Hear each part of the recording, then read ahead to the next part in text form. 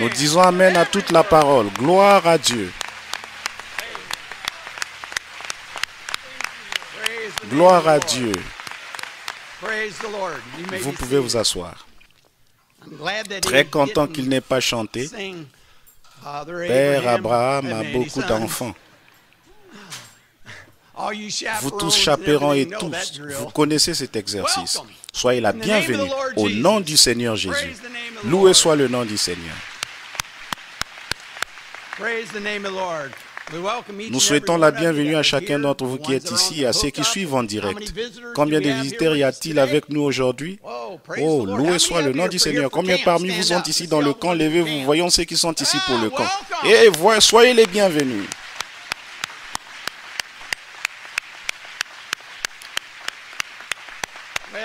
Oui, comme je le dis pour chaque camp, regardez-les, tous ceux qui sont ici pour le camp, levez-vous, ceux qui vont être au camp, restez debout. Je veux que vous les regardez bien, car ce seront des enfants changés quand ils vont retourner. Ils vont être remplis du Saint-Esprit.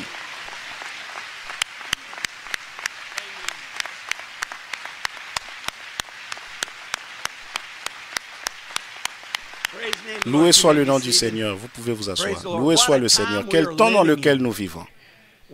Nous avons vu cette semaine l'Écriture être accomplie. Des tremblements de terre en différents endroits. Ils fuient, ils sont pris de peur. Il revient pour nous. Il revient pour nous, mes amis.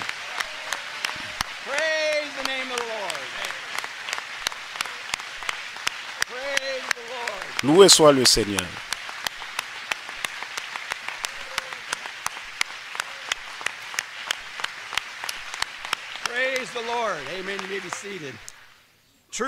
En vérité, chaque fois que je voyais cela arriver cette semaine, j'ai dit, aujourd'hui, cette écriture est en train d'être accomplie.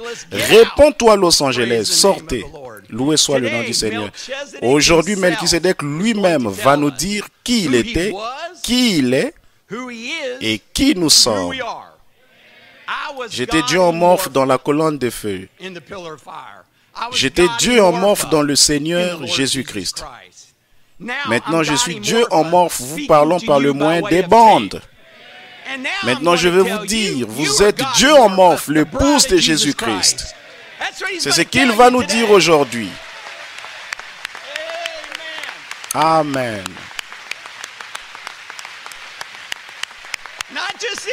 Pas n'importe quel homme, Melchisedec va vous le dire.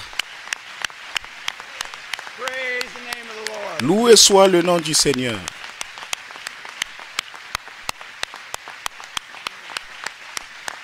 Loué soit le nom du Seigneur, vous pouvez vous asseoir. Il n'y a pas d'endroit où vous pourriez vous rendre ou entendre à moins que vous entendiez Melchisedec le dire lui-même. C'est ce que l'épouse de Jésus-Christ aime. Qu'est-ce que nous avons vu la semaine passée? Nous étions dans son esprit et dans sa pensée il y a plus de 6000 ans. Il avait pensé à notre sujet. Il a dit nos yeux, notre stature, tout ce que nous étions dans sa présence en ces temps-là. Là-bas, avant qu'il y eût quoi que ce soit, il a dit avant qu'il y eût les anges, avant qu'il y eût les chérubins, avant qu'il y eût quelque chose, avant que le logo soit même sorti de lui, nous étions dans sa pensée en ce moment-là.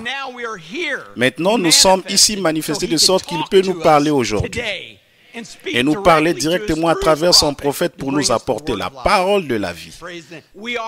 Nous sommes cette épouse éternelle qu'il connaissait avant la fondation du monde. Il nous a créés, il a pensé, il a prononcé. Maintenant, nous sommes manifestés. Oh, louez le nom du Seigneur. Qu'est-ce qu'il a dit que nous étions en train de faire? Nous avons pénétré à l'intérieur de la gloire de la Shekinah et nous voyons la parole. Nous voyons la colonne de feu s'émouvoir.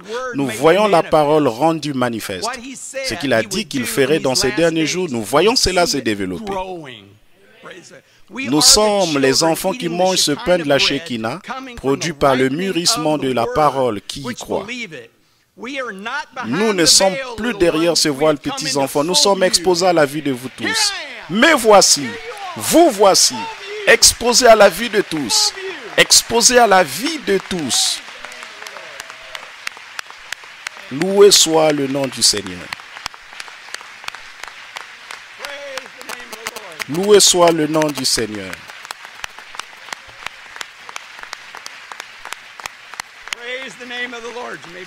Vous pouvez vous asseoir.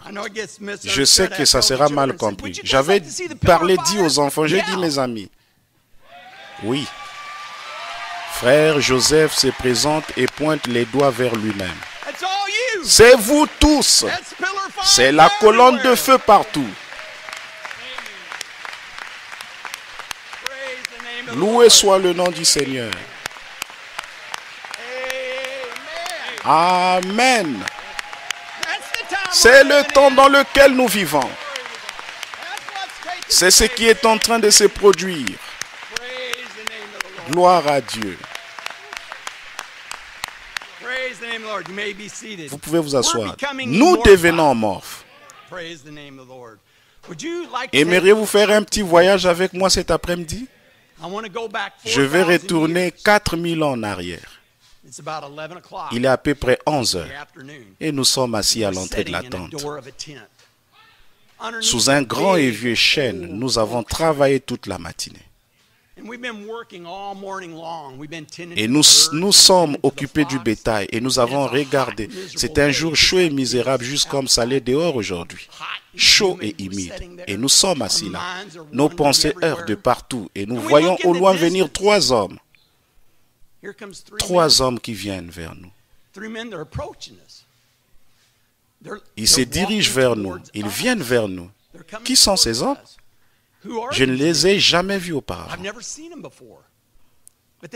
Ils ont la poussière sur tous leurs vêtements. Ils sont sales. Ils ont été dans un long voyage. Quelque chose dans nos cœurs bondit et dit, il y a quelque chose de différent au sujet de ces hommes.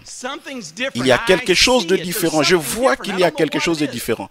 Je ne sais pas ce que c'est. Donc nous allons, alors qu'on courait vers eux, la révélation de qui c'était venue dans nos cœurs. Nous sommes tombés à terre devant lui.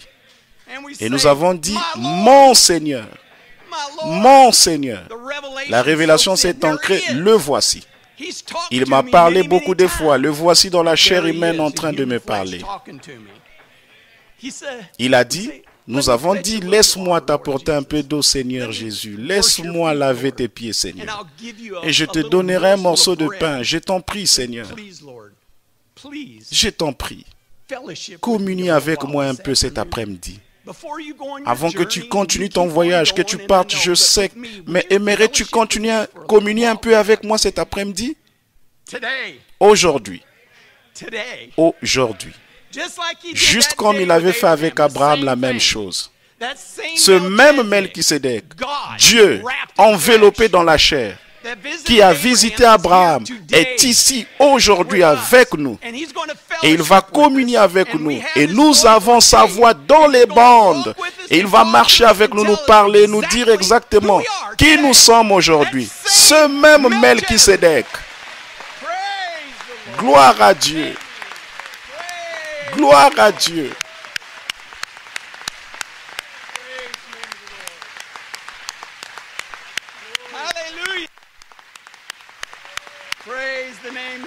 Gloire au nom du Seigneur.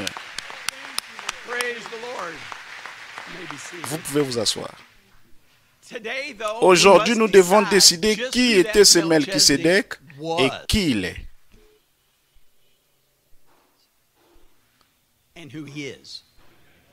Parce que celui qui avait parlé à Moïse ce jour-là, peu importe qui il était, la parole dit, il est exactement la même personne aujourd'hui. Quand vous déciderez qui c'était, c'est la même personne qui est venue à nous aujourd'hui. Voyons qu'il y a beaucoup de disputes à propos de cette personne et à ce sujet. Je pense qu'il nous appartient d'examiner la chose pour découvrir qui c'est. Il y a plusieurs écoles de pensée à son sujet. C'est pareil aujourd'hui. Une école de pensée pour aujourd'hui est, il était le prophète de Dieu, il était le Fils de l'homme se révélant lui-même, il était le 7e ange, mais il y a tout de même des erreurs dans ce qu'il dit dans les bandes. Une école de pensée. Il a pensé la parole, il a porté la parole. Il était réellement le messager confirmé de l'heure. Amen. Nous disons Amen à cela. Mais aujourd'hui, il nous faut plus que ce qu'il a dit sur les bandes. Nous avons aussi besoin d'un ministère à côté des bandes. C'est si proche. Non pas nous débarrasser du ministère des bandes, mais nous devons avoir quelque chose à côté des bandes. Pour nous, ça c'est comme la poule dans la basse-cour. C'est du cloc-cloc. Elle se lève et mange ceci, cloc-cloc. Elle se lève et mange cela. Nous n'écoutons pas ces absurdités. Nous ne croyons pas cela. Pour nous, c'était Dieu lui-même. Nous révélons sa parole directement. Melchisédek. Gloire au nom du Seigneur. Pour moi, ce n'est pas étonnant. C'est étonnant de voir combien de personnes dans le ministère sont contre moi. C'est la vérité.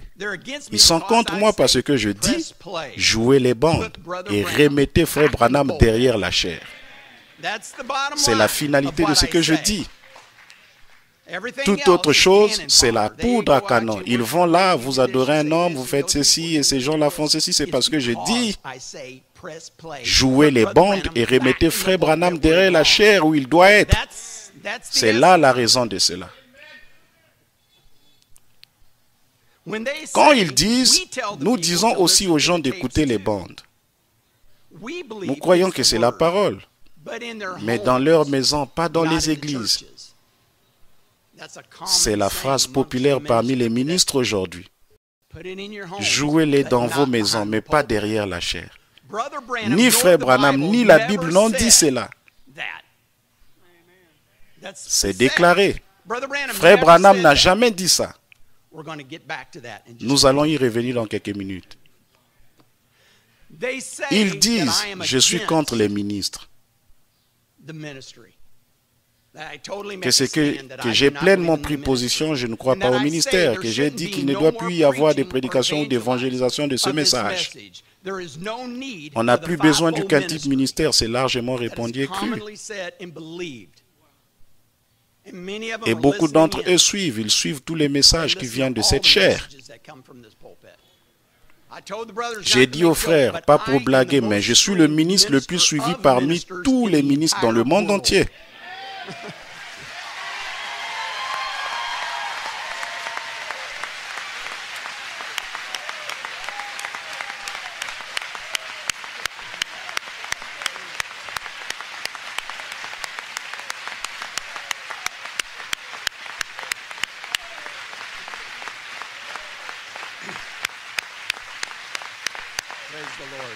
Loué soit le Seigneur. C'est faux, mes frères. C'est faux. Laissez-moi vous le rendre plus clair à nouveau.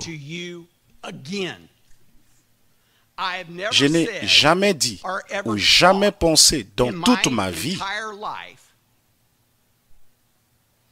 Si vous croyez ça, ou si vous dites ça, vous êtes en train de croire et de dire un mensonge. Vous m'avez totalement mal compris, parce que je n'ai jamais dit ça ou pensé ça de toute ma vie. C'est une mauvaise compréhension. J'espère que vous comprenez ceux qui nous suivent en direct. En ce qui concerne le ministère, je ne l'ai jamais dit de cette façon avant et maintenant. Je me sens indigne et humble de le dire aujourd'hui. Comment puis-je être contre le quintuple ministère alors que j'ai été ordonné dans le quintuple ministère par Frère Branham lors de ma consécration?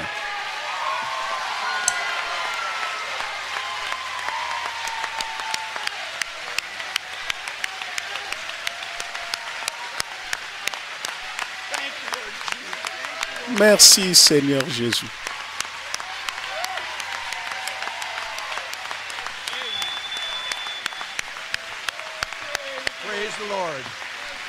Gloire à Dieu. Vous pouvez vous asseoir. Je vous le dis humblement. Je ne l'ai jamais dit. Alors comment puis-je être contre cela? Alors que c'est l'appel même de ma vie. C'est un non-sens. Je ne crois pas cela. S'agissant de l'évangélisation de ce message, la parole dit, allez partout dans le monde et prêchez l'évangile. Ça, c'est la commission même de Jésus lui-même qu'il a déclaré dans la parole. Amen. Comment puis-je douter ça ou comment puis-je être contre ça? C'est la parole. Amen. C'est ce que la parole dit. Mais mes frères, ceci pourrait vous aider à comprendre ma position de façon claire. J'ai personnellement une autre commission directement venant de Dieu.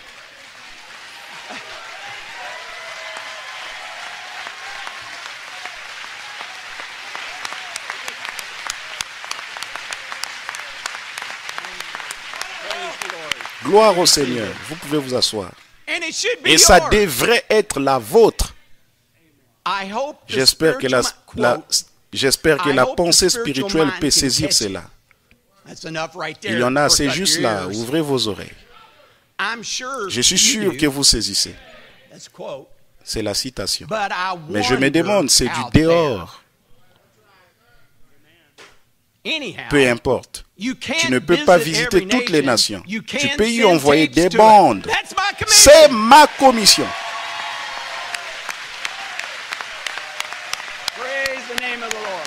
Loué soit le nom du Seigneur.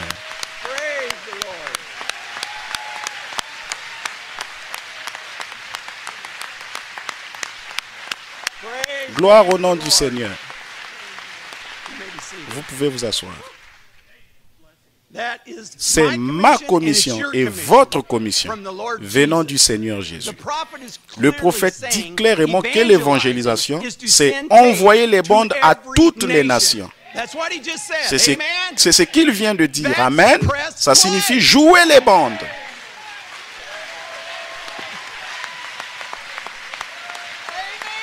Amen.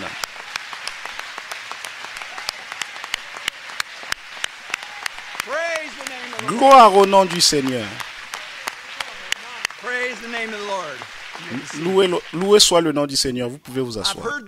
J'ai écouté cette déclaration durant toute ma vie et davantage ces dernières années. C'est juste partout. Montre-moi où frère Branham, où la Bible dit de jouer les bandes. Comme s'il devait prononcer ces mots précis dans la Bible, là où frère Branham dit de jouer les bandes. Il faut que ce soit les mêmes mots exacts. Ok, montrez-moi où il est dit quintuple ministère. Les mots exacts. Où le quintuple ministère perfectionnera l'épouse de Jésus-Christ. Montrez-moi ça. Ça ne se trouve pas là. Ça ne se trouve pas là. Bon, frère Branham a mentionné le quintuple ministère dans le livre des 7 âges de l'Église. Écoutons ce qu'il a dit à ce sujet. Même le quintuple ministère décrit dans Éphésiens 4, apôtres, prophètes, docteurs, évangélistes, pasteurs, n'ont pas suffi. C'est là que nous avons su qu'il s'agit du quintuple ministère. En effet, dans chaque âge, l'Église s'égare, et non seulement les laïcs, mais aussi le clergé. Les bergers ont tort, tout comme les brebis. Alors, quand ils font fausse route, qu'est-ce que Dieu fait? Alors, Dieu fait son entrée dans son rôle de souverain berger. Amen.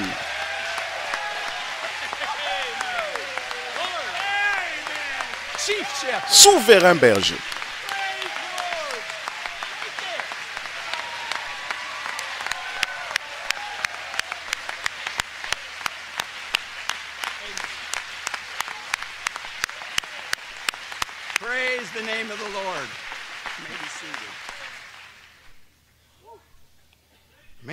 Finissons cela. Alors Dieu fait son entrée dans son rôle de souverain berger par les ministères de ces 7 hommes. Les 7 messagers pour ramener son peuple à la vérité. Ça veut dire qu'ils se sont éloignés de la vérité afin de les ramener à la vérité et à l'abondante puissance de cette vérité. Ça n'a pas dit que j'enverrai le quintuple ministère, un autre groupe, j'enverrai le souverain berger et lui va vous conduire et vous dire toute la vérité. Gloire au nom du Seigneur. Où est-ce qu'il est dit dans la Bible? Jouez les bandes. Je l'ai reçu avant. Montre-moi. Montre-moi dans la Bible où il est dit jouer les bandes. Premièrement, accordons-nous sur la base selon laquelle nous croyons que nous devons lire la Bible dans l'Église. Amen. Nous devons lire cette Bible dans l'Église. Pourquoi? Parce que nous croyons que c'est la parole écrite et ointe de Dieu. Amen. C'est ce que c'est. C'est la parole de Dieu. Maintenant, ils disent la Bible est notre absolu et non les bandes. C'est la parole écrite. Toutes les paroles dans la Bible, c'est la parole écrite. Amen. Nous croyons cela, c'est la parole écrite. Voyons voir ce que le souverain berger a à dire à ce sujet. Pouvons-nous? Maintenant, Paul disait ça à son auditoire hébreu. Or, eux, ils n'avaient pas de magnétophone comme aujourd'hui, ce que nous avons ici. Par contre, ils avaient des scribes qui étaient là, assis là, et qui transcrivaient cela pendant que Paul le prêchait. Vous avez l'idée de la scène qui se déroule? La Bible? Ok. Donc, les scribes transcrivaient simplement ce que Paul prêchait là. Ils transcrivaient ce qu'il disait. À cause de cela, notre absolu, c'est la Bible. Parce que Paul l'a prêché, ils l'ont transcrit, parce que c'est devenu la Bible. Gloire à Dieu. Et même quand Paul disait, ceci n'est pas ainsi dit le Seigneur, c'est moi. Les scribes ont transcrit cela et l'ont mis dans la Bible.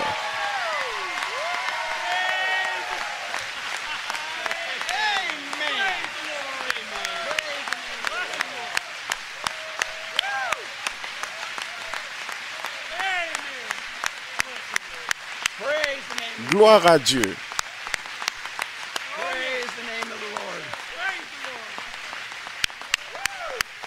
Wow. Loué soit le nom du Seigneur. Alléluia.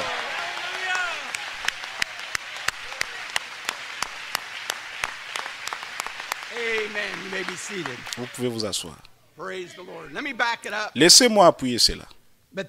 Par contre, ils avaient des scribes qui étaient assis là, qui transcrivaient cela pendant que Paul le prêchait. Et c'est cela ici même. Nous captons cela à l'aide de magnétophones. Par conséquent, les magnétophones sont les scribes de notre jour. Gloire au nom du Seigneur. Frère Joseph lisait une écriture des Hébreux. Ce message est la Bible enregistrée. Ça signifie jouer les bandes.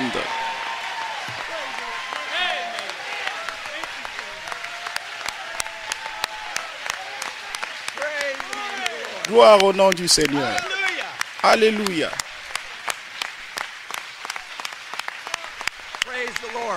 Loué soit le Seigneur. Vous pouvez vous asseoir. Loué soit le nom du Seigneur.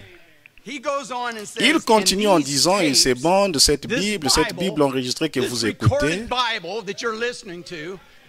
c'est absolu ce message, le même comme celui de Paul, peu importe ce que je dis, parce que c'est sur bande. Il n'a pas dit retrancher. N'osez pas retrancher un mot de cela. Si ce n'était pas ainsi dit le Seigneur, si ce n'était pas la parole, que nous ne pouvons pas croire ceci, nous allons lever. Nous avons besoin d'ajouter des choses là-dedans. Ne changez aucun mot. Donc ne me dites pas que le tout n'est pas ainsi dit le Seigneur. Le prophète a dit que c'était ainsi dit le Seigneur. Et ces bandes vont dans le monde entier, voyez, pour montrer que c'est bien la vérité. Notre religion n'est pas vaine, c'est absolument Jésus-Christ ressuscité. La même chose. Gloire au nom du Seigneur. Citation, Hébreux chapitre 3.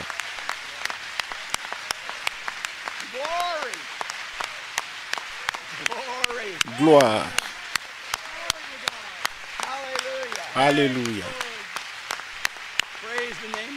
Loué soit le nom du Seigneur. Gloire au Seigneur. Loué soit le nom du Seigneur. Maintenant que nous sommes, nous devons envoyer les bandes dans toutes les nations, ce sont les paroles du prophète. C'est comme ça qu'il va nous amener à douter parce que, oh non, c'est pas ainsi dit le Seigneur. C'est ainsi dit le Seigneur, il vient de le dire. Vous ne pouvez pas aller dans toutes les nations. Je n'ai pas dit que vous ne pouvez pas y aller, mais il a dit nous devons envoyer les bandes dans toutes les nations. Nous nous sommes accordés, ça signifie jouer les bandes. 2. Ce message est la Bible enregistrée pour aujourd'hui. Voilà le deuxième, jouer les bandes. 3 est la confirmation. Ok, frère. Maintenant, le plus gros morceau pour eux, montre-moi une place où Frère Branham a clairement dit que le ministre devrait jouer les bandes dans son église. D'accord? Avez-vous déjà entendu celle-là? Ça existe. Croyez-moi. Ok, mon frère, je relève ton défi.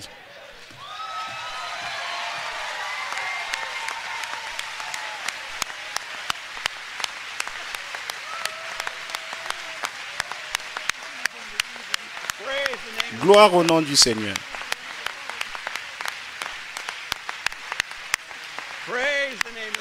Gloire au nom du Seigneur.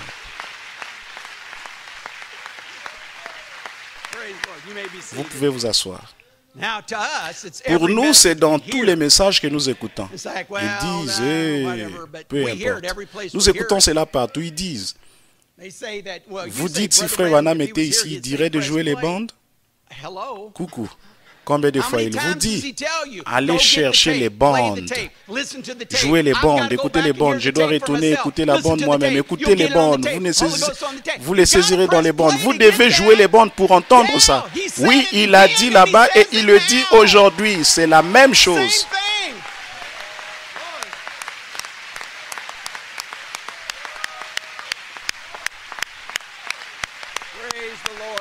Loué soit le Seigneur. Loué soit le nom du Seigneur. Vous pouvez vous asseoir. Mes frères, si je peux vous montrer où il a dit dans le message, obéirez-vous à la parole de Dieu? Et lui donner la première place derrière votre chair?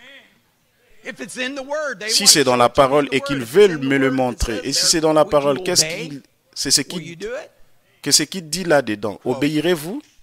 Citation. Et vous, les gens qui écoutez cette bande, premièrement, vous devez appuyer sur play pour écouter la bande. Frère Joseph Branham est en train de lire la citation. Il prend soin, et vous, du 21 7e mois 1963.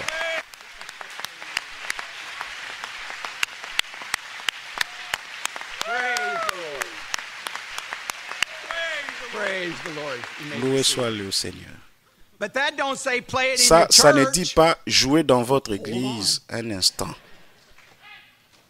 Et partout dans le monde. Citation. Je vais encore la relire.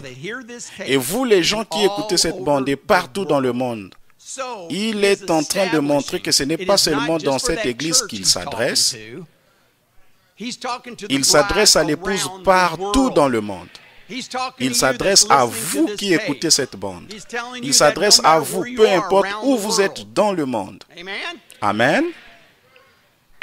Après que cette bande soit jouée et le ministre ou la personne qui la joue dans les assemblées.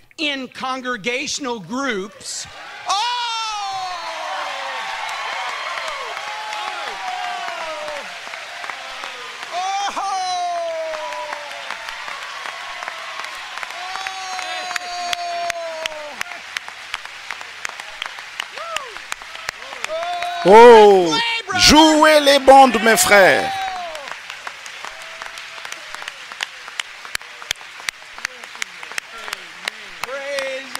Loué soit le nom du Seigneur. Gloire. Nous faisons exactement ce qu'il a dit de faire.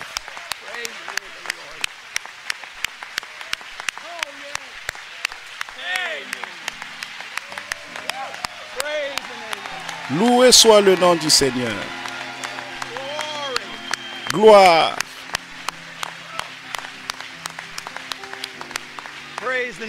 Gloire au nom du Seigneur. Restez debout. Laissez-moi continuer le reste de cela. Après que cette bande soit jouée et le ministre, et j'aime ceci, il y a beaucoup d'entre eux là-bas qui ont des questions, mais je ne suis pas un ministre ordonné, je ne le suis pas, mais j'ai l'appel de faire ça ou autre chose. Est-ce conforme si je joue les bandes, frère Joseph? J'espère que cela encouragera chacun d'entre vous. Ou la personne qui la joue. Oh, nous avons tous un travail à faire. Nous pouvons, nous tous, jouer cette bande. Loué soit le nom du Seigneur. Dans les assemblées. Ça, c'est dans les églises. Ça, c'est dans votre église. Là, dans les jungles.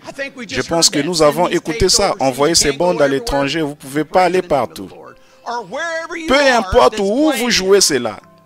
Ça, c'est le ministre, clair et simple. Il vous le dit juste là. Gloire au Seigneur. Jouez cela à votre église. Jouez cela dans les jungles. Il a dit, jouez cela partout où vous êtes. Appuyez sur play et obéissez. C'est ce que l'épouse fait. Amen. Le croyez-vous de tout votre cœur?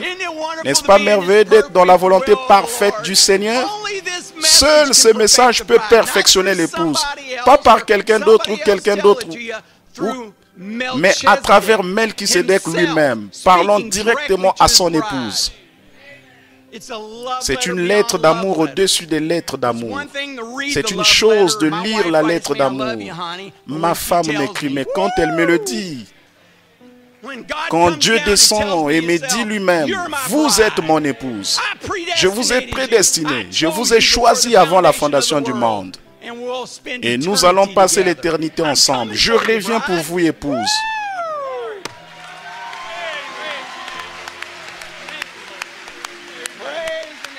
Loué soit le nom du Seigneur. Loué soit le nom du Seigneur.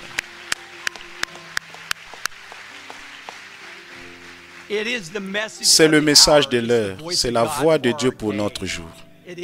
C'est Melchisédek. Ils disent, frère Branham, il était Dieu. Non, pas l'homme. C'était la divinité enveloppée dans la chair. Si vous l'avez manqué, vous avez manqué Dieu depuis le commencement du temps. C'est ce qu'il a toujours été. C'est ce qu'il nous dit aujourd'hui. Quand vous le voyez, vous ne pouvez rien d'autre.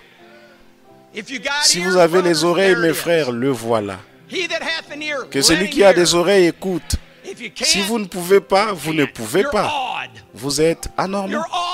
Vous êtes anormaux dans vos oreilles. Vous ne pouvez pas. Mais l'épouse l'écoute et nous obéissons. Gloire au nom du Seigneur. Courbons nos têtes. Pardonnez-moi d'avoir duré.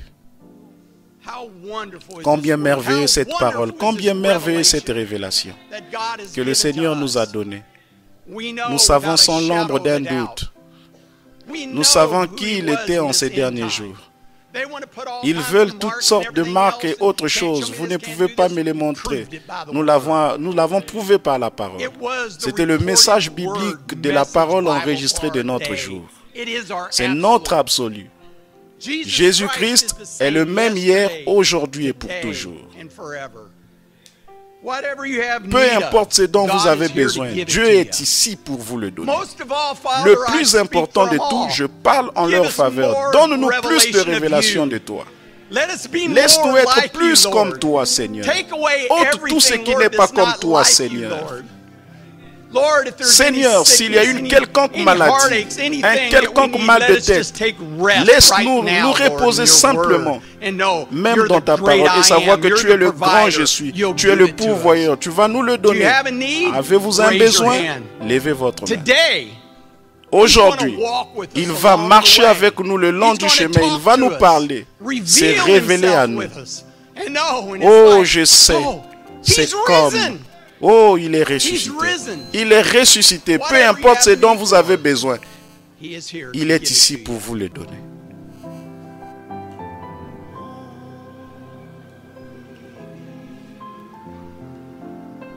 Crois seulement. Tout est possible. Crois seulement.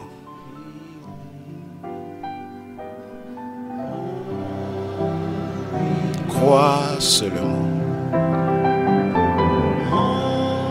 Crois seulement. Et tout est possible. Crois seulement. Restons debout. Quel peuple privilégié nous sommes de nouveau aujourd'hui d'avoir le prophète et messager de Dieu Melchisédek de venir et de nous parler aujourd'hui et pour nous révéler qui nous sommes,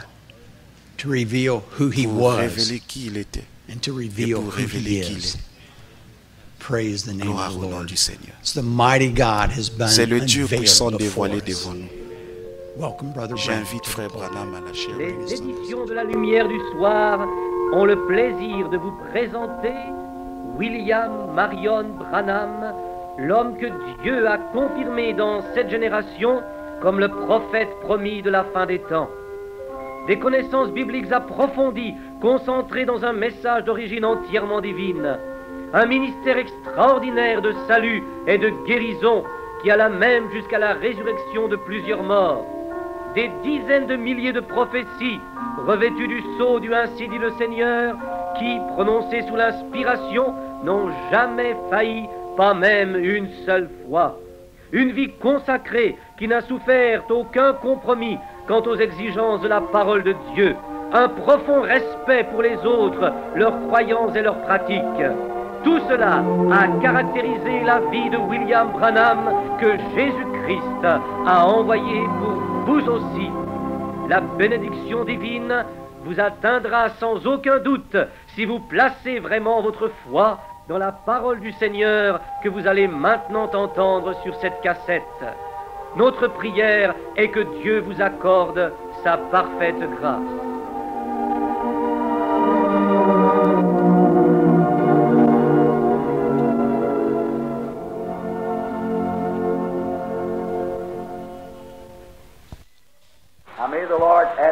Maintenant que le Seigneur ajoute ses bénédictions au sujet, un prophète qui rougit.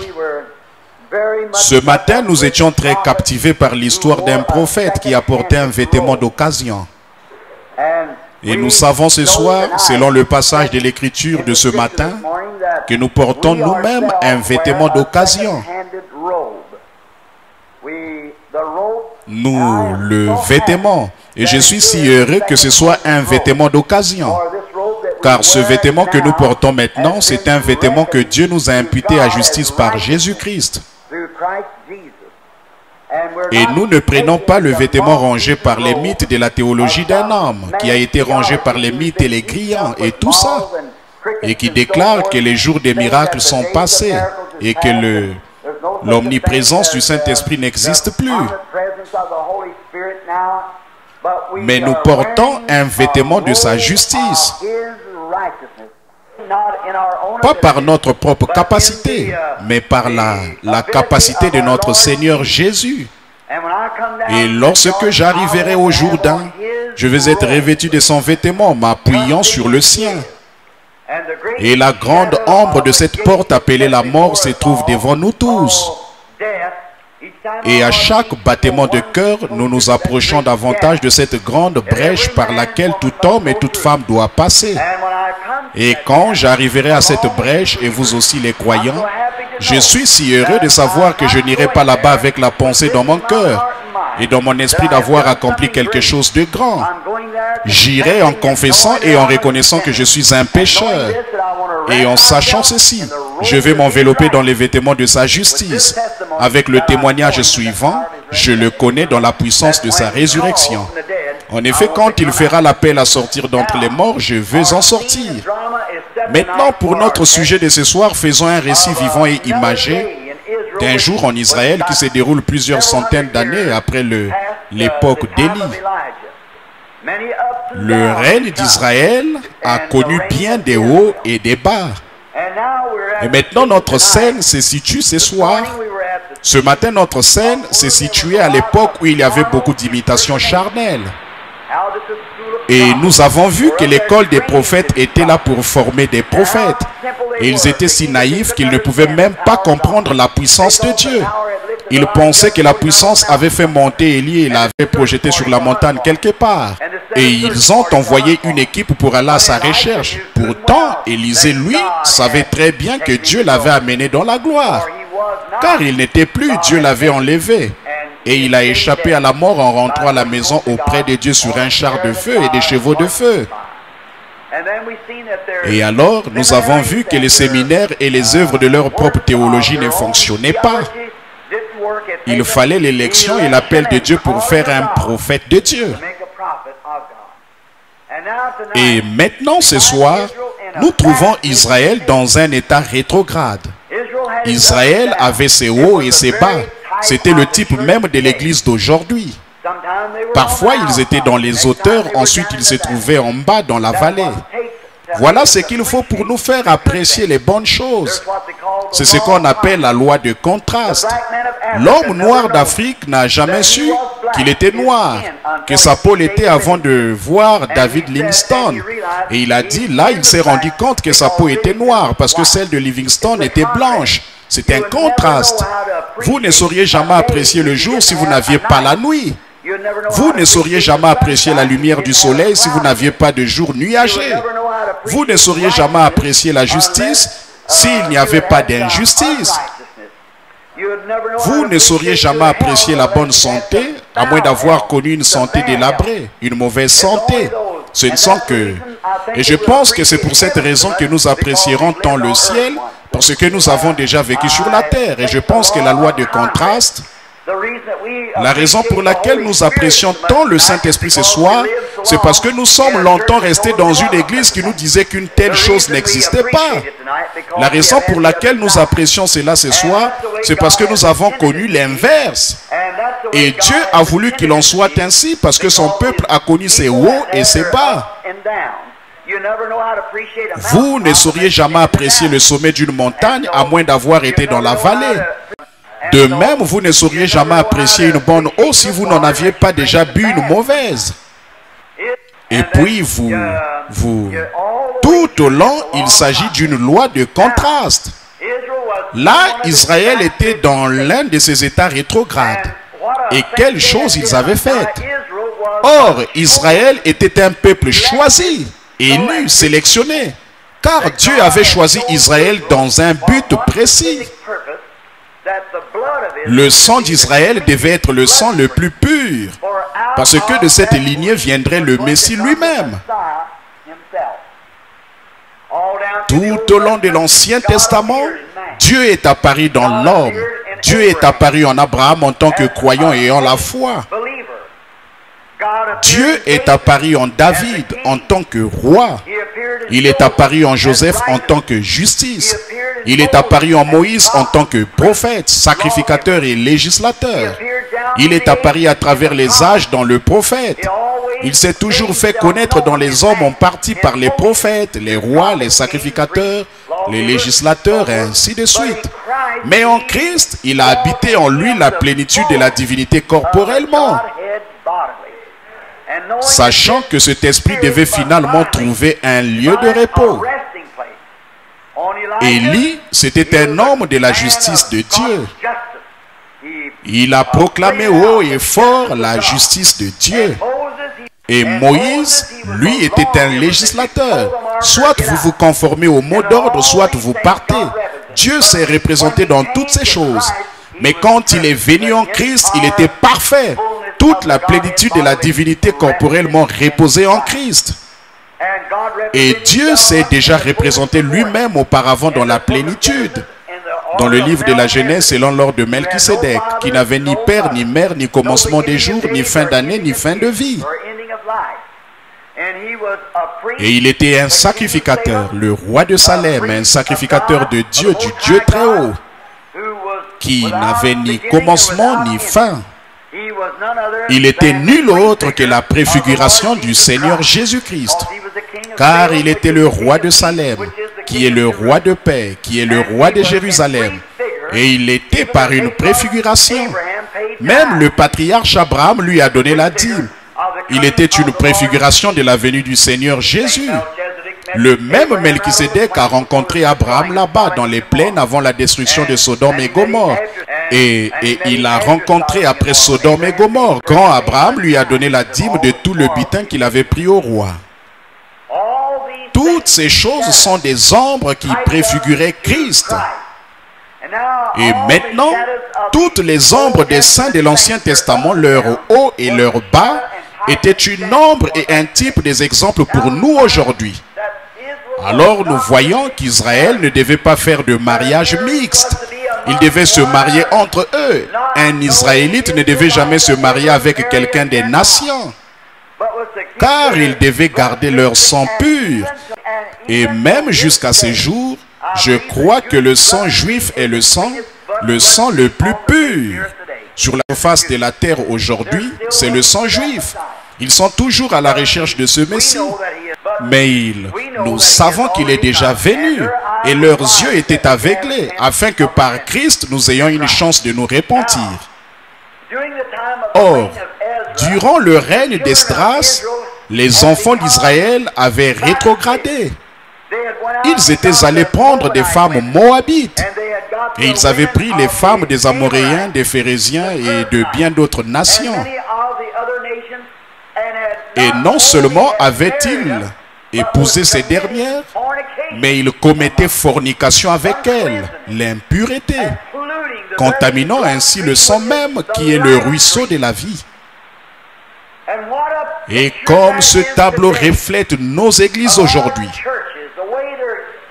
la manière dont elles s'éloignent de la bonne vieille ligne de conduite que Dieu a établie pour l'Église, les préceptes selon lesquels nous devrions vivre, l'Église est en train de commettre fornication avec le monde.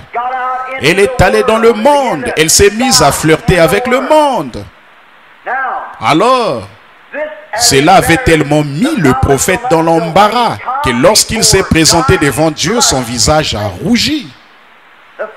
Lorsqu'il a entendu parler de cela pour la première fois et qu'il a vu la déchéance morale de son peuple, cela l'a tellement blessé qu'il s'est assis et s'est oint, il s'est arraché les cheveux et la barbe. Et il avait le cœur gros lorsqu'il était devant le Seigneur en prière. Ensuite, quand le sacrifice du soir a été offert, il est entré dans le temple et est tombé à genoux et a rougi devant Dieu à cause des péchés du peuple. Maintenant, ce n'est pas à cause des rues malfamées du quartier des prostituées qu'il a rougi. Ce n'est pas à cause des ivrognes dans les lieux malfamés qu'il a rougi. Quoique ce soit une mauvaise chose. Mais c'est à cause du péché des élus qu'il a rougi. Et ce qu'il nous faut aujourd'hui, c'est davantage de prophètes qui ont assez de Dieu dans leur cœur pour rougir dans la présence de Dieu. À cause des péchés des gens qui prétendent être le peuple de Dieu et qui se conduisent comme ils le font.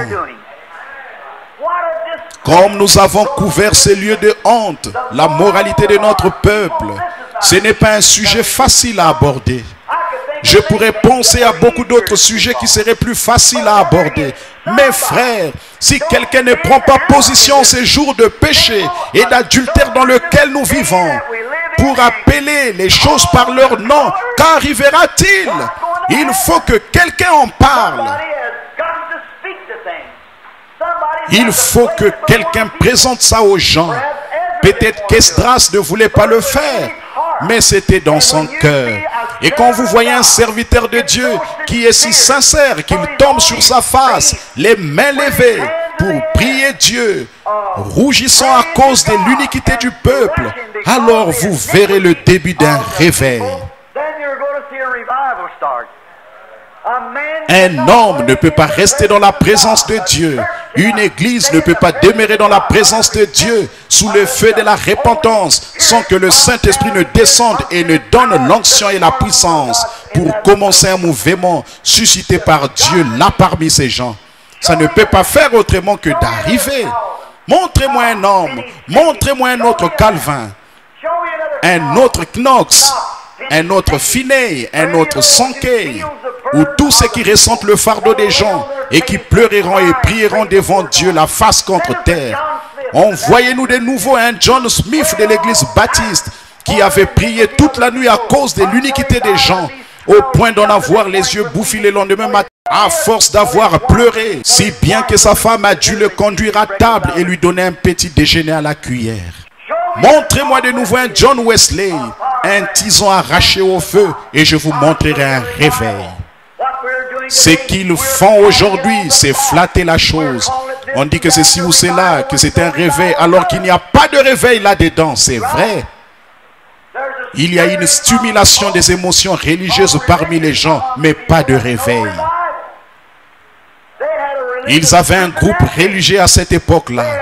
Ils avaient de la stimulation à cette époque-là, mais ils avaient besoin d'un réveil.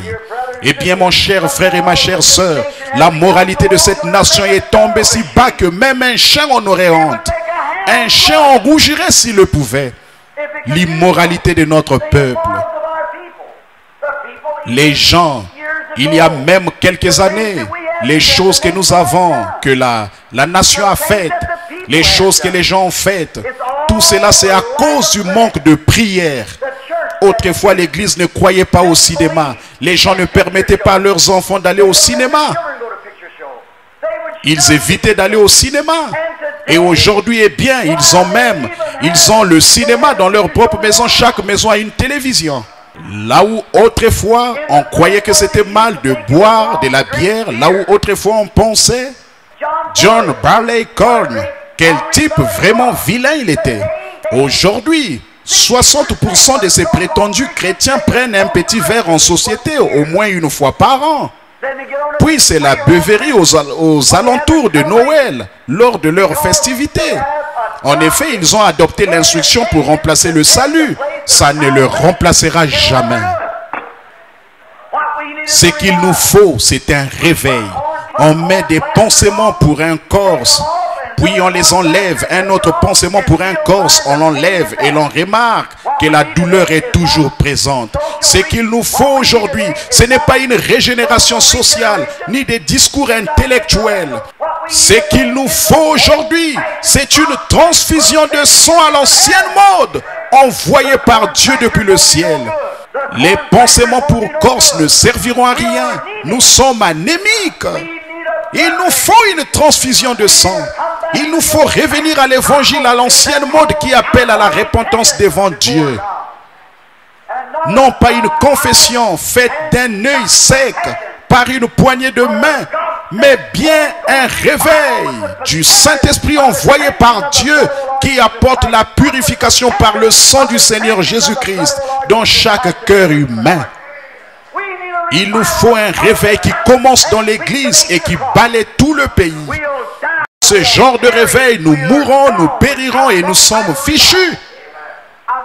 J'en ai assez de voir de ces prétendus petits réveils de Hollywood, où les gens entrent là et se laissent emporter par leurs émotions pendant quelques heures ou un jour ou deux ou une semaine ou deux. Puis ils sortent de là et ça s'arrête là. Frère, vous pouvez être emballé emballé par un réveil. Vous pouvez avoir des émotions, vous pouvez avoir des bonnes intentions. Toutes ces choses sont bien. Mais nous n'avons pas besoin de ça aujourd'hui. Nous avons besoin du baptême du Saint-Esprit pour changer les émotions, l'intellect, les points de vue, les habitudes et la vie des gens pour les remettre de nouveau sur le bon chemin. En dehors d'une transfusion du sang du calvaire, toutes nos réformes ne nous serviront absolument à rien. Nous n'avons pas besoin d'une ONU. Nous avons une ONU là-bas. Et que font-ils? On n'y invoque jamais le nom de Dieu. Et ils ont peur de l'invoquer. Un jour, un groupe d'ecclésiastiques a posé la question: pourquoi ne font-ils pas de prière? On leur a répondu: cela pourrait offenser quelqu'un d'autre, l'un de ceux qui ne croient pas en Dieu. Oh, ce qu'il nous faut, c'est un réveil. Peu importe qui cela pourrait offenser, nous devons prêcher l'évangile et montrer ce qui est en nous. C'est vrai. Je ne vous donnerai pas le moindre sou pour tout programme qui exclut Dieu, que ce soit l'ONU ou un conseil des quatre, peu importe ce que c'est. Tant que cette nation ne prend pas conscience du fait que sans le sang de notre Seigneur Jésus, nous mourrons, tant que les individus ne prennent pas conscience de la cause que nous sommes en train de mourir, la raison pour laquelle nous sommes en train de mourir, c'est parce qu'il nous manque l'original, le chemin, la solution, le remède que Dieu nous a donné au calvaire. Pas étonnant que cela fasse rougir un homme. Pas étonnant. Un véritable prédicateur examine son assemblée et essaie de conduire les membres devant le trône de Dieu. Il les visite chez eux et les voit en train de fumer la cigarette, de se raconter des plaisanteries grossières, de donner des réceptions dans la cour de derrière, des beuveries. Elle marche ça et là dans les rues. leurs jeunes femmes et celles d'un certain âge, et ainsi de suite. Et même grand-maman porte des petits shorts. Maman est là dans la rue et un bébé dans ses bras, habillée de façon assez sexy pour attirer l'attention de n'importe quel contrebandier d'alcool qui se promène dans la rue. Et ces gens prétendent être chrétiens. Amener une telle personne dans la présence de Dieu ferait rougir tout véritable homme de Dieu. C'est vrai. Et le fait d'adhérer à l'église et d'avoir une meilleure classe de gens, tout cela est devenu si ridicule. Ils en étaient assis à cette époque-là et il en sera ainsi aujourd'hui. Retournons à Dieu, non pas par une injection d'instruction, non pas par une injection de réforme religieuse, non pas par l'injection d'une théologie quelconque faite de main d'homme, mais par un baptême du Saint-Esprit à l'ancienne mode, envoyé par Dieu depuis le ciel, au moyen d'une expérience pentecôtiste qui consume les choses charnelles. Elle remettra à l'intérieur le joyau qui était destiné par Dieu à être là, celui d'un fils ou d'une fille de Dieu. Tant que nous n'aurons pas fait ça, frères et sœurs, nous aurons toujours ces femmes sexy, aux cheveux coupés qui portent du maquillage, et des hommes qui boivent, qui fument et se disent chrétiens. Et c'est parce qu'ils ne savent pas faire autrement. En effet, dans leur cœur se trouve cette racine charnelle. Et il nous faut un nettoyage de l'église, du sous-sol jusqu'à la chair. Amen. C'est exact. Ce qu'il nous faut aujourd'hui, ce sont des prophètes qui rougissent. Dieu, parfois les gens viennent dans la ligne de prière pour qu'on prie pour eux. Et ils ont l'air d'aller dans une maison malfamée. C'est vrai. Elles viennent demander quelque chose à Dieu et ont l'allure d'une Jézabel. Ce qu'il nous faut aujourd'hui, c'est un grand ménage et quelque chose qui fait chaud au cœur. Des prophètes de Dieu qui se tiennent droit à la chair pour dénoncer ces choses. Dire ce qui est bien et ce qui est mal et prêcher l'évangile sans faire de compromis. Si bien que les pécheurs tombent par terre et pleurent jusqu'à ce que Dieu envoie le Saint-Esprit pour mettre de l'ordre dans leur vie. Amen. Nous savons que c'est vrai. C'est vrai. J'ai prêché ici il n'y a pas longtemps. Et j'ai dit que toutes les femmes de cette ville sont d'une manière ou d'une autre coupables d'adultère. Elles le sont. Les femmes se rendent ici au centre-ville. Et c'est à peine si elles peuvent s'acheter une robe sans qu'elles aient l'air d'avoir été versées là-dedans. Je ne suis pas ici pour. Il s'agit de ma propre église. J'ai le droit de prêcher ce que le Saint-Esprit me dit de prêcher. C'est vrai. Permettez-moi de vous dire ceci. Je ne vous critique pas, ma soeur. Mais le Saint-Esprit ne vous enseigne-t-il pas différemment? Ce n'est pas le cas. Je regrette de vous dire que vous n'avez pas reçu le Saint-Esprit. C'est vrai. Le Saint-Esprit, ce n'est pas de crier. Le Saint-Esprit, ce n'est pas de danser par l'Esprit. Le Saint-Esprit, ce n'est pas de parler en langue. Le Saint-Esprit, c'est la justice. Oh Dieu, donne-nous un réveil du Saint-Esprit et la justice envoyée par Dieu. Ne vous rendez-vous pas compte que lorsque vous vous habillez comme ça et que vous marchez dans la rue et que les hommes vous regardent de la mauvaise manière qu'au jugement, vous pouvez être aussi pur qu'un lys devant votre mari. Mais au jugement, vous serez coupable d'avoir commis un adultère avec le type devant lequel vous vous êtes exhibé. Pas étonnant que cela fasse rougir quelqu'un. Pas étonnant. Quel effet cela a-t-il sur Dieu? Alors que la Bible déclare qu'au commencement, il s'affligeait d'avoir créé l'homme. Lorsqu'il a posé son regard sur les gens au jour qui précédait la destruction antédiluvienne, le cœur de Dieu était affligé d'avoir créé l'homme. Que s'était-il passé? Les fils de Dieu virent que les filles des hommes étaient belles. C'était une perversion. C'était un désordre sexuel. C'est cette chose-là qui avait chassé les enfants de Dieu du jardin d'Éden. C'est cette chose-là qui avait provoqué le jugement de Dieu pour rétablir la paix sur la terre. C'est cette chose-là qui avait causé leur destruction. C'était ce même désordre entre les hommes et les femmes qui avait fait que Sodome et Gomorrhe soient envoyés au fond de la mer morte. Cela avait été annoncé par les prophètes. Cela avait été annoncé par le Seigneur Jésus. Que ce qui arriva en ces jours-là arrivera de même avant la venue du Fils de l'homme. Nous regardons à ces jours-ci et nous voyons que l'Église ne prend pas exemple sur la Bible, sur Ruth et sur Naomi, sur Sarah et les personnages de la Bible. Mais ils prennent exemple, et c'est le cas des femmes de l'Église, sur Hollywood et les influences même du diable. Et nos gens qui se disent chrétiens vont là-bas et adoptent les modes de vie de cet homme mauvais. Ces disques d'Elvis Presley, ou comment il s'appelle, c'est l'une des personnes les plus illusionnées et les plus possédées du diable dont j'ai jamais entendu parler de ma vie. Arthur Godfrey et ces gens-là, et vous écoutez ces absurdités à la radio, et vous refusez d'entendre prêcher une prédication de l'évangile de la Bible. Que Dieu ait pitié de vous. Quel genre d'esprit avons-nous parmi nous? C'est vrai. Pas étonnant que le prophète de Dieu ait rougi devant le Seigneur. Il savait que c'était de l'iniquité. Et il s'est tenu là et a plaidé la cause et a dit à Dieu, nous sommes injustes. Et nous le sommes, mes amis, jusqu'à ce que nous puissions retourner à ce point-là où il y a une transfusion de sang. Cessez d'essayer de mettre des pansements. Cessez d'essayer de mettre du baume. La guérison ne viendra pas à moins que la circulation sanguine soit bonne. Voilà pourquoi les gens ont le diabète. Si un diabétique se coupe, sa plaie ne guérira probablement jamais. Pourquoi? Parce que les véritables globules rouges ont été rangés. L'église tout entière est devenue diabétique. Et à la moindre petite coupure, plutôt que de continuer à marcher, vous la grattez. Elle ne peut pas guérir. L'égoïsme, l'avidité, l'immoralité, toutes ces choses qui figurent dans les annales comme étant des méfaits selon Dieu. Voilà les habitudes que l'Église est en train d'adopter. Les hommes boivent, fument et font des plaisanteries grossières.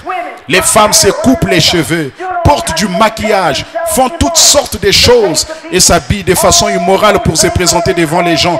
Toutes ces choses sont dues à un manque du sang du Seigneur Jésus-Christ qui nous purifie de toute iniquité. Amen. Cela peut sembler dur à entendre. C'est dur, en effet, mais c'est la vérité. Si nous n'annonçons pas haut et fort les jugements du Dieu Tout-Puissant, un de ces jours, vous serez pris ici dans une explosion atomique qui enverra chaque âme dans l'éternité pour rencontrer un Dieu qui ne connaîtra que le sang de son Fils, Jésus-Christ. Mon conseil, vous voir venir sous le sang. Le conseil que je vous donne, c'est de vous mettre en règle avec Dieu. C'est le conseil que je vous donne. Eh bien, pourquoi n'arrivons-nous pas à avoir la foi? Pourquoi n'arrivons-nous pas à avoir de plus grandes guérisons que celles que nous avons? Pourquoi ne sommes-nous pas solidement bâtis? C'est parce que nous mettons des pansements pour Corse. C'est parce que nous appliquons de l'adhésif. Nous mettons des morceaux de sparadrap. Nous essayons de couvrir la chose au lieu d'admettre qu'il nous faut une transfusion. Nous sommes dépourvus du sang. Nous sommes dépourvus de Christ. Ne vous y laissez pas prendre. Ne laissez pas le diable vous donner une tape amicale sur l'épaule et dire « Eh bien, je vais à l'église ». Le diable y va lui aussi. C'est vrai, il y est allé certainement, il s'est présenté devant Dieu, il est allé à l'église là dans le ciel. Il est venu devant le trône de Dieu avec les fils de Dieu et s'est assis avec eux. Il a eu une audience avec Dieu. Il a dit « D'où viens-tu » Il a dit de parcourir la terre et de m'y promener. C'était là qu'il était. Et alors le diable va à l'église. Le diable est membre de l'église. Le diable agit comme un chrétien. C'est un séducteur. S'il n'agissait pas comme un chrétien ni comme une église, il ne serait pas un séducteur. Aucun homme ne pourrait être séduit. La seule chose, c'est que c'est aussi différent que le blanc lait du noir. Ils sont contraires l'un à l'autre, mais la Bible dit que ce serait tellement proche que ça séduirait même les élus si c'était possible. Cet esprit dans les derniers jours, nous y sommes, mes amis. Il est temps pour les prophètes de Dieu, aux frères, pour les prédicateurs, si on le dit ainsi, dans tout le pays de tomber sur leur face. Eh bien, même s'il y a 19 millions d'églises baptistes, 19 millions de baptistes plutôt en Amérique, 13 millions de méthodistes, 11 millions de luthériens, 10 millions de presbytériens, miséricorde, pensez-y. Ils vont constamment au match de baseball au lieu de divertissement. Et le mercredi soir et parfois le dimanche soir, ils restent à la maison pour écouter la télévision et la radio. Ces espèces de petites railleries et de plaisanteries toutes tirées de Hollywood. Votre âme se vautre dans ce genre de choses-là. Alors que vous devriez plutôt avoir votre Bible ouverte là, quelque part. Et vous prosterner devant Dieu à genoux priant pour les péchés du pays. Et tout comme vous, je suis coupable. J'ai pris ma décision. avec l'aide et la grâce de Dieu, si notre Dieu me donne de la force de le faire, je suis décidé à courir vers le but de la vocation céleste en Jésus-Christ, jusqu'à ce que la mort me libère. Que Dieu soit mon aide pour que j'y arrive. Aide-moi, voilà ma prière. En voyant les œuvres et en voyant les choses que j'ai vues, que vous avez vues, on traîne les pieds et on devient spirituellement anémique. Et ce tabernacle qui est connu dans le monde entier, et ce petit endroit en bloc de béton situé au coin de la rue, Dieu vous a élevé devant la nation. C'est vrai. Je pense à David, à ce qu'il a dit un soir.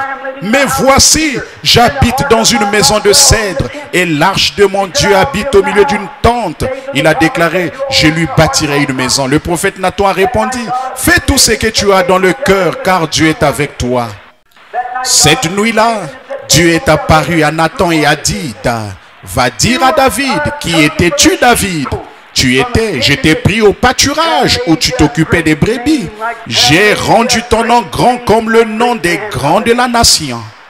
Qui était-ce dans ce petit tabernacle situé ici? Un vieux bâtiment démodé, rejeté, situé à l'angle de la 8e rue et de la rue Penn. Si bien que même la ville de Jeffersonville et les gens qui viennent avaient du mal à les localiser. Et aujourd'hui, Dieu, par sa miséricorde, vous a pris et a fait de vous un grand peuple. À Bombay, en Inde, on sait où se situe ce tabernacle. À Durban, on vous connaît. Tous ces autres pays, en Afrique, on sait où se situe cet endroit. En Inde, en Allemagne, en Angleterre, en Finlande, en Suède, en Europe, en Asie, tous ces gens, jusqu'aux îles de la Thaïlande. Et dans ces endroits reculés, ils sont tous au courant. Et Dieu a fait de nous un exemple pour les gens. Et dire qu'après que Dieu a fait cela, nous faisons demi-tour pour traînasser avec les choses du monde et devenons très anémiques spirituellement. Eh bien, nous devrions être le phare qui se tient là, sur une colline, sur une lampe qui ne peut être cachée. Oh Dieu, je suis tout aussi coupable que vous. Ce que je veux dire, c'est que je veux une repentance à l'ancienne mode, envoyée par Dieu et un appel à revenir à Dieu, afin que les hommes et les femmes qui franchiront cette porte en béquille sortiront d'ici sans zèle. Lorsqu'on amènera les aveugles par cette porte, ils sortiront d'ici en ayant recouvré la vue. Lorsque les sourds entreront ici sourds, ils sortiront d'ici en ayant recouvré l'ouïe. Lorsque les pécheurs entreront ici noircis et salis par le péché, ils sortiront d'ici lavés dans le sang de l'agneau. Ne pouvons-nous pas faire cela? Dieu a appelé Israël et a fait d'eux un exemple. Dieu nous a appelés et a fait de nous un exemple. Mais nous avons laissé tomber Dieu. Et cela nous fait rougir dans la présence de Dieu. De penser aux choses qu'il a faites pour nous. Comment il nous a pris dans les pâturages et nous a élevés. Comment il nous a fait connaître partout dans le monde. Comment il a fait de grandes choses pour nous. Et pourtant nous traînassons. Nous nous mêlons à tout ça. Nous sortons et nous n'avons pas l'air d'être sincères. Nous n'avons plus de moments de prière. Et les choses vont simplement de travers. Nous essayons d'organiser de petits programmes d'épanchement pour Corse afin de soulager la douleur. Vous ne pouvez pas soulager la douleur à moins d'avoir ce sang bon et riche là pour guérir la chose. C'est exact. Si vous retirez un vieux corps par excision et que vous vous retrouvez avec le diabète, ça vous fera perdre votre pied. N'essayez pas d'écarter ceci, ni de contourner ceci, ni de mettre un pansement pour Corse, pour ceci. Mais la chose à faire, c'est de venir directement devant Dieu et dire, oh Dieu, je suis anémique et j'ai besoin que ton sang me purifie de tous mes péchés. C'est ma prière et j'espère que c'est la vôtre. Réfléchissez à ces choses, mon ami. Un de ces jours, cela est tout autant susceptible de se produire le matin avant l'aube que dans 50 ans. Une bombe roquette, une de ces bombes au cobalt ou à hydrogène pourrait, la nation entière est sur le qui-vive. Vous avez vu cela l'autre jour dans le journal, là où on demandait à la science ou au Pentagone d'expliquer les soucoupes volantes. Ce n'était pas un mythe, ce n'était pas quelque chose d'imaginaire. C'était réel. C'était une intelligence. Elle volait en formation de combat. Elle pouvait s'arrêter, elle pouvait se mettre en marche, elle pouvait s'arrêter, elle pouvait le voir, c'était une intelligence, ils le savent, les gens en rient. Ils ont dit des soucoupes volantes, ils se sont moqués de cela. Mais savez-vous à quoi je pense? Jésus a dit qu'avant sa venue, il y aura des signes en haut dans le ciel. Avez-vous remarqué? Avant de commencer, avant qu'il détruise Sodome et Gomorrhe à cause de leur liaison perverse, il a envoyé des anges pour faire une enquête. Des anges sont descendus sur la terre au cours des quelques dernières années. On les a vus parmi les gens. Je parle d'honnêtes gens, lavés dans le sang, et qui en sont conscients. Ils se sont même tenus là et se sont fait photographier, c'est vrai. Des êtres angéliques ont fait une visite. Et ils ont rapporté au Père que le péché s'est tellement accumulé que les étoiles arrivent à peine à briller. La lune, le monde entier vacille, tel un homme ivre qui rentre la nuit, c'est vrai.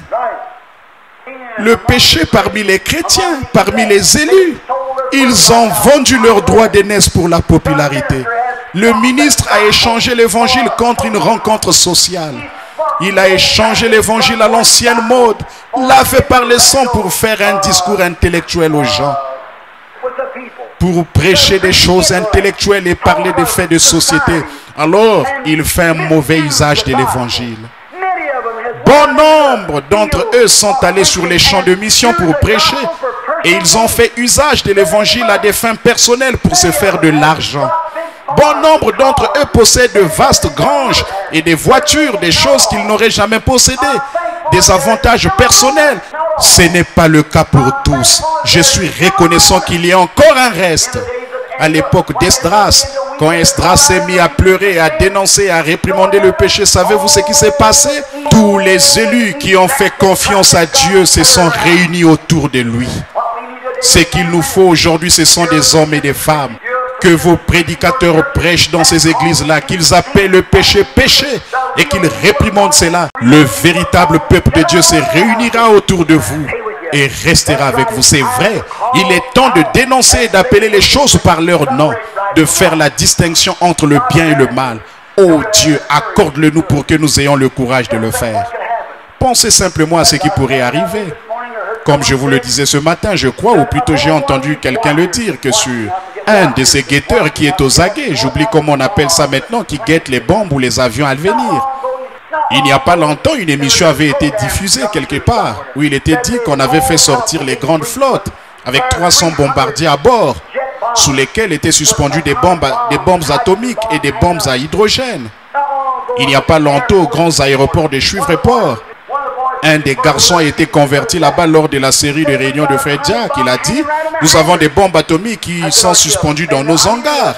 J'ai dit, n'avez-vous pas dans les avions, et nous décollons et faisons nos entraînements avec tous les jours?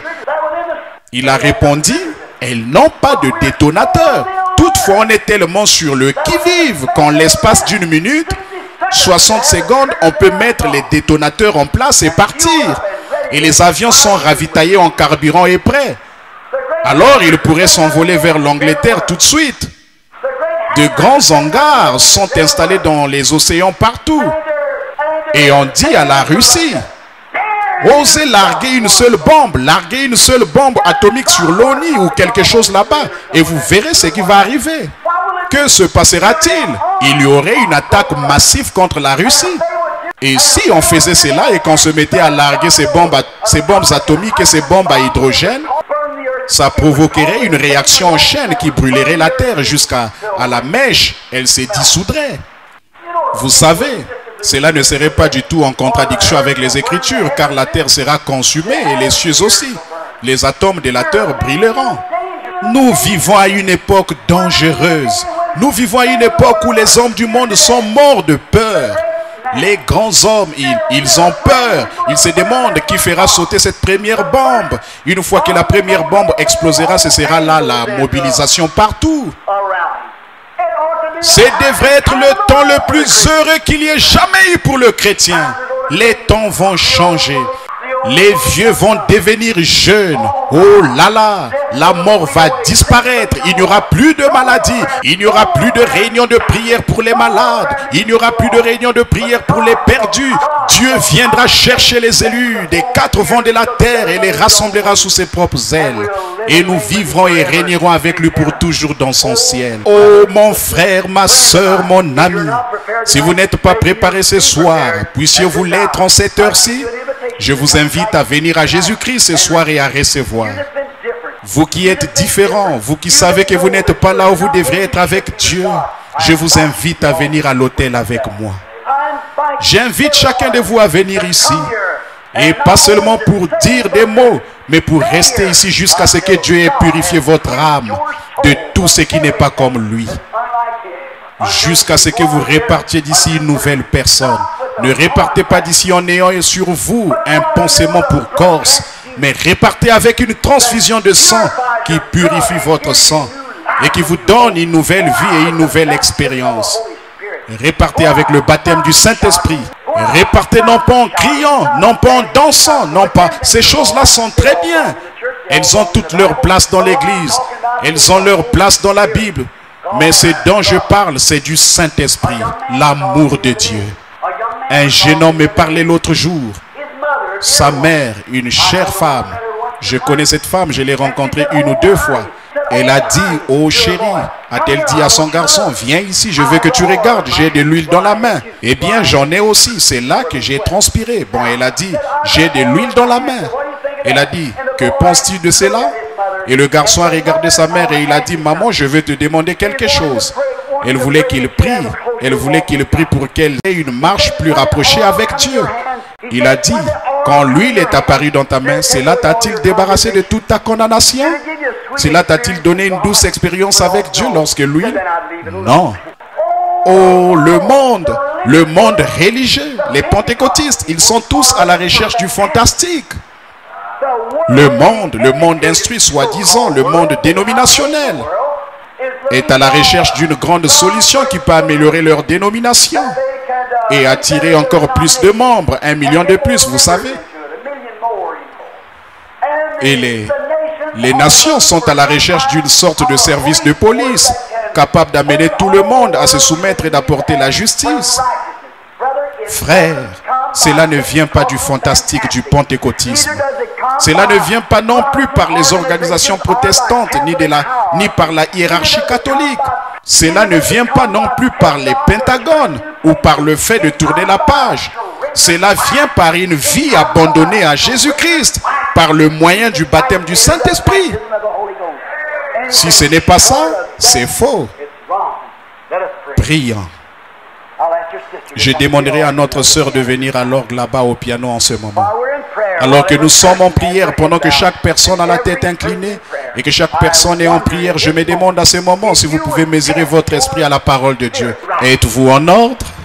Après ce service, comme je vous l'ai dit, j'ai une belle-mère là-bas, à l'article même de la mort, je dois aller la voir. Elle est mourante. J'ai d'autres amis que je connais d'ici, que je visite, qui sont à l'article de la mort. Des gens qui se sont déjà assis dans cette église. Oh frères, sœurs, vous en arriverez là, vous aussi. Vous devez en arriver là. Oh, vous dites, eh bien, je le sais bien, frère Branham. J'ai l'intention de réparer cette chose-là un de ces jours. Mais pour vous, il se peut que ce ne soit pas un de ces jours. Il se peut qu'aujourd'hui soit le seul jour.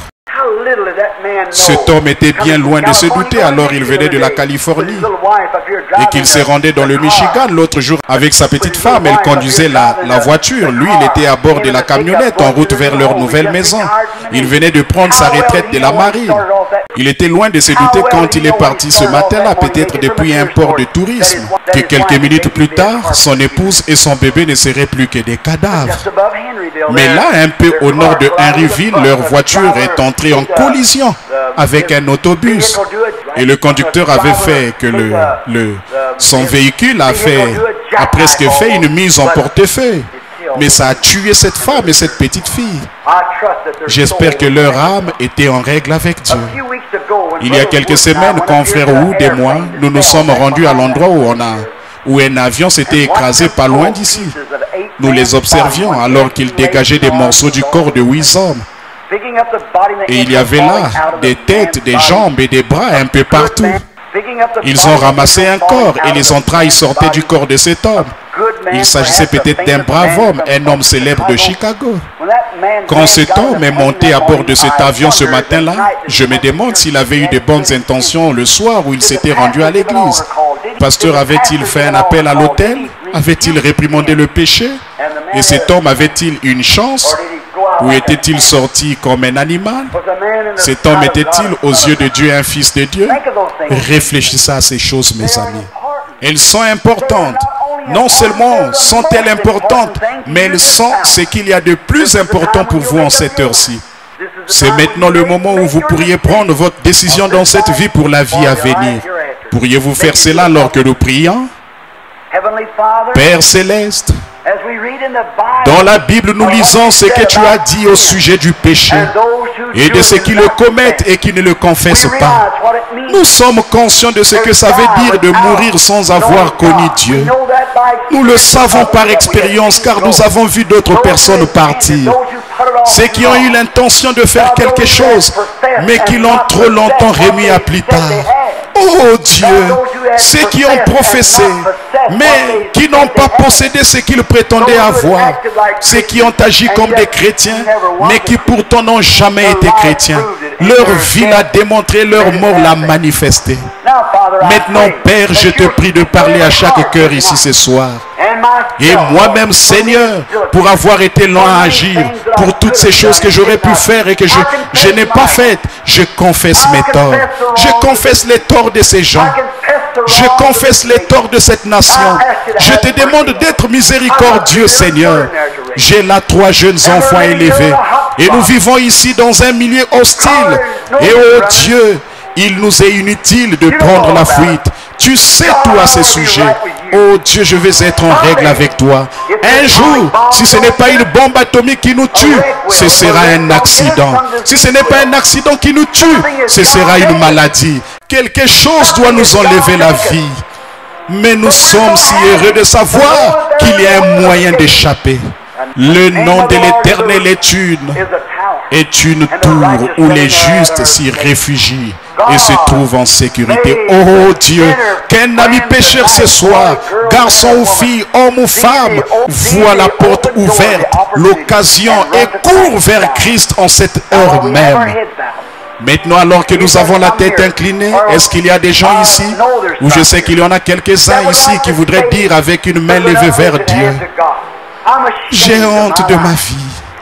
Et je voudrais confesser mes torts devant Dieu et implorer la miséricorde. Levez la main vers Dieu. Que Dieu vous bénisse, que Dieu vous bénisse, que Dieu vous bénisse. Vous êtes nombreux, oui. Il y a aussi beaucoup d'entre vous qui, que Dieu vous bénisse.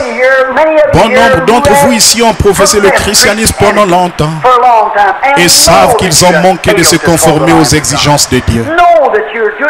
Et savent qu'ils font maintenant même les choses qu'ils ne devraient pas faire. Et vous continuez sans les confesser, vous vous contentez de suivre le courant. Vous regardez le genre d'émission que vous ne devriez pas regarder. Vous regardez ce genre de magazine et lisez des choses que vous ne devriez pas lire. Cela ne convient pas aux chrétiens. Vous écoutez ces plaisanteries dégoûtantes, ces histoires sales et grossières que vous savez que vous ne devrez pas écouter. Oh mes femmes, les deux. Vous connaissez des situations où vous auriez pu dire quelque chose, mais vous ne l'aviez pas fait. Et peut-être êtes-vous coupable du péché d'omission? Je me demande si vous voudriez lever la main vers Christ pour qu'il soit miséricordieux envers vous et qu'il vous pardonne. Levez la main. Que Dieu vous bénisse, jeune dame. Alors que cette femme s'avance, qu'elle vient à l'autel pour les confesser, levez la main vers Dieu, que Dieu vous bénisse. C'est ça, messieurs, c'est ça, que Dieu vous bénisse. Levez la main. Vous savez que vous avez mal agi. Je me demande si vous avez le courage ce soir de me rejoindre ici à l'autel. Agenouillons-nous autour, ici, et disons: oh Dieu, sois miséricordieux envers nous tous. Nous avons besoin de toi. Que Dieu vous bénisse, madame. De voir ces jeunes femmes venir en pleurant, elles qui ont toute la vie devant elles. Elles sont là à la croisée des chemins. Elles sont victimes des circonstances. Quoi donc? Vous rendez-vous compte, vous les hommes âgés, que nos garçons 10 fois plus de tentations que nous n'en avions à l'époque. Sœur, vous rendez-vous compte que votre fille a 10 fois plus de tentations que vous en aviez lorsque vous étiez jeune fille? Et qu'en sera-t-il de sa fille à elle? Regardez les choses, les tableaux que le diable est en train de peindre. Oh, il nous faut vraiment prier. Revenons à vous maintenant. Frères, rendez-vous compte que nous prions 2 fois moins que nos pères le faisaient? Pasteur, savez-vous que nous ne passons pas autant de temps à genoux que les pasteurs avant nous? Femmes, rendez-vous compte que vous n'instruisez pas votre fille et que vous ne priez pas avec elle le soir comme votre mère le faisait avec vous? Alors qu'en est-il? Qui est coupable? Nous sommes coupables. C'est incontestable, nous sommes coupables. Je suis coupable. Je suis coupable de ne pas faire l'œuvre de Dieu comme je le devrais. Je le confesse, j'ai tort. Je demande à Dieu d'être miséricordieux envers moi. Je regarde et je vois les occasions que j'ai manquées à cause de futilités, de petites choses qui n'avaient pas la moindre importance. J'ai honte de moi en tant que ministre de l'Évangile qui se tient devant vous. Je me réponds devant Dieu et je demande à Dieu de me pardonner et aussi à l'Église de me pardonner pour avoir été si lent à agir dans l'œuvre de Dieu. Par la grâce de Dieu et avec l'aide de Dieu, je n'écouterai parce que tout le monde essaie de vous dire ce que vous devez faire. Ils ont un programme, ils ont quelque chose à vous faire faire. C'est absurde. Je connais le programme de Dieu. C'est écrit ici dans la Bible et j'ai honte de moi en tant que ministre de l'Évangile. 1 million d'âmes gagnées. Je devrais avoir gagné 10 millions d'âmes. Je suis très loin du compte. Et vous, combien d'âmes avez-vous gagné depuis que vous êtes en Christ? Le christianisme se transmet d'une personne à une autre. Combien d'âmes avez-vous gagné depuis que vous êtes chrétien? Si vous n'avez pas gagné d'âmes, vous êtes coupable. Vous êtes stérile. Vous avez amené l'opprobre sur l'Église et l'Évangile. Combien de gens avez-vous amené à la réunion de prière du mercredi soir? Vous ne le faites pas. Vous devriez avoir honte de vous devant Christ. Vous êtes coupable et votre place est à l'autel. Je vous invite à vous joindre à moi pour la repentance.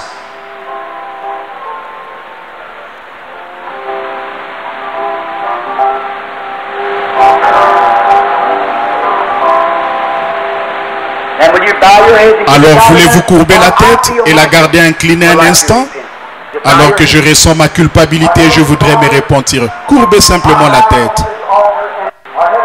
Notre Père Céleste, je m'incline à cet autel et je demande le pardon de mon péché.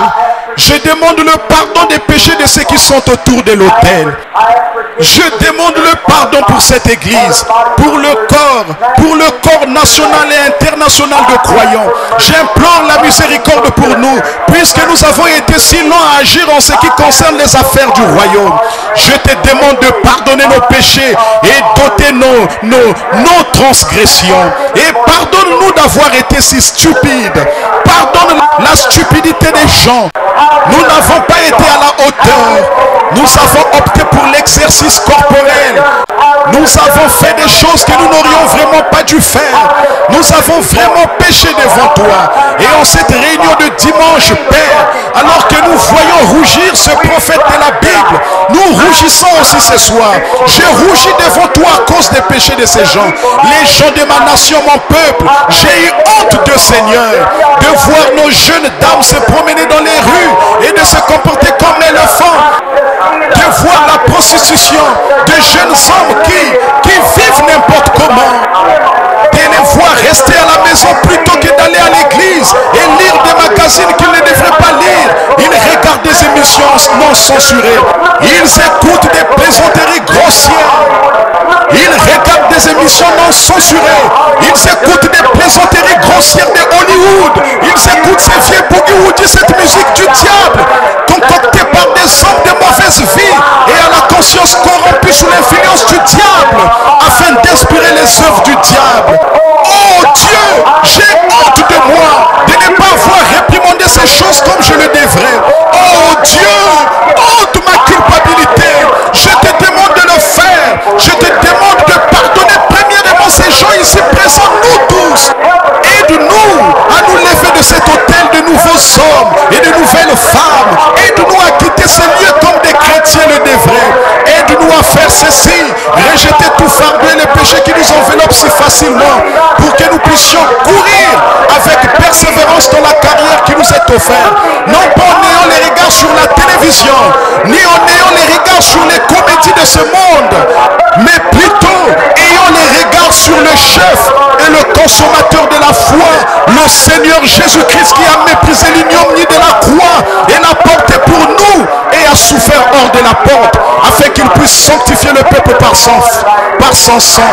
Purifie-nous de toute iniquité et prends-nous comme tes propres enfants ce soir, et reçois-nous dans cette prière de la repentance, et donne-nous, Seigneur, la paix, la joie, et puissions-nous cette nuit, alors que nous serons tous dans nos lits, penser à la réunion de ce soir et aux conditions de ce monde que la Bible nous a révélées en ce moment. Puissions-nous, alors que nous y pensons, avoir des visages couverts de honte, et puisses-tu apporter paix et bonheur à chaque cœur. Nous nous répondons devant toi, Seigneur, sur cet autel. Oh Dieu, aide-moi, alors que je m'avance avec la foi, et je prie que ce soit ta volonté, que c'est bien des centaines de gens puissent être gagnés pour toi. Et aide-moi à avoir la foi et le courage alors que je viens de l'avant, n'ayant les regards sur personne d'autre que toi, le chef et le consommateur de la foi. Oh Dieu, accorde-le. Pardonne chaque diacre de cette église. Pardonne le pasteur. Pardonne les laïcs, Seigneur. Pardonne chacun de tous ses péchés. Pardonne-nous, Seigneur. Pardonne chaque étranger parmi nous. Et puissions-nous sentir le fait du Saint-Esprit dans notre vie. Parce que nous nous humilions devant toi. Ce soir, en nous répandant de tout notre cœur, afin que tu nous reçoives et fasses de nous un peuple humble, tranquille, sanctifié, humble à ton service. Accorde cette bénédiction, Seigneur, à l'autel sur lequel nous sommes. Accorde-le et nous courbons notre tête et notre cœur devant toi. C'est au nom de ton Fils, le Seigneur Jésus-Christ, que nous le demandons. Amen et Amen.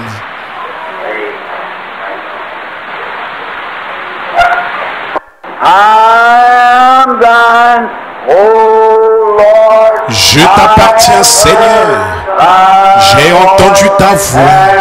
Elle m'a parlé de ton amour pour moi. Je désire m'élever dans les bras de la foi et être plus près de toi.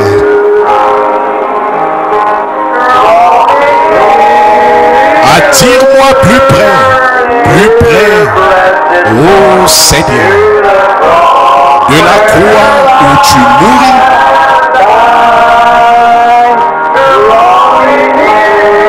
Attire-moi plus près,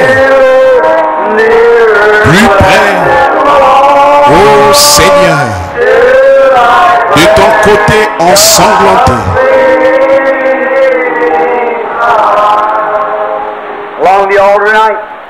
Le long de l'autel, ce soir, parmi mes frères qui sont ici à l'autel, je suis heureux de voir ce soir qu'il y a presque autant d'hommes que de femmes. D'habitude, ce sont les femmes qui peuvent être facilement brisées. Leur cœur, il y a quelque chose chez elles. On arrive facilement à les toucher à cause de la féminité. Et ce sont des dames et on arrive parfois à les toucher. Mais je suis si heureux de voir que le Saint-Esprit peut également toucher les hommes et les amener à l'autel.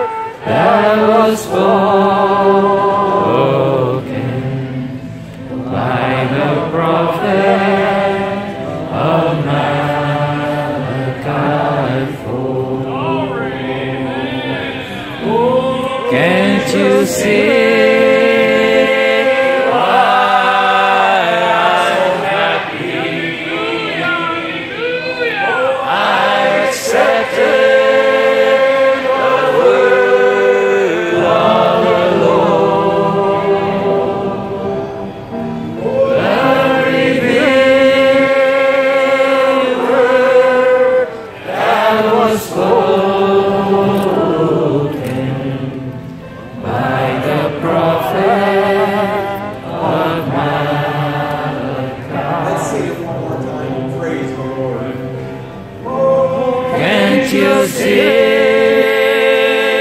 why